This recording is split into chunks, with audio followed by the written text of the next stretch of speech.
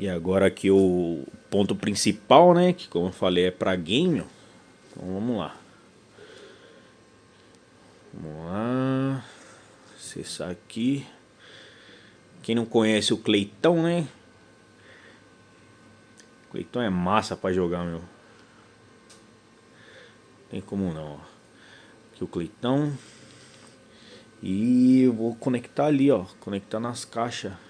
É tudo compartilhamento Bluetooth. Então, pra filme, pra jogo, seja o que for. Então, ela acessa direto. Também se vocês não tiver o acesso com Bluetooth, TV que já vem com Bluetooth, aí dá pra... Ó, ali já conectou, ficou azulzinho.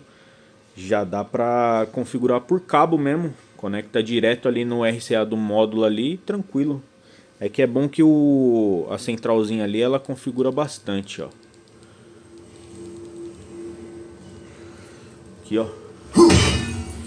Fica limpinho o som.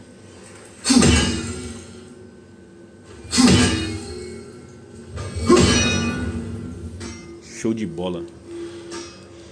Aí ali não tá no máximo, ela já tá... Já pelo próprio módulo você configura já o tanto de ganho ali que você quer, tudo.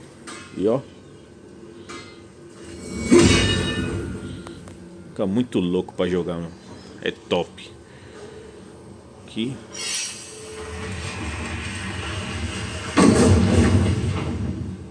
Show de bola. E é isso.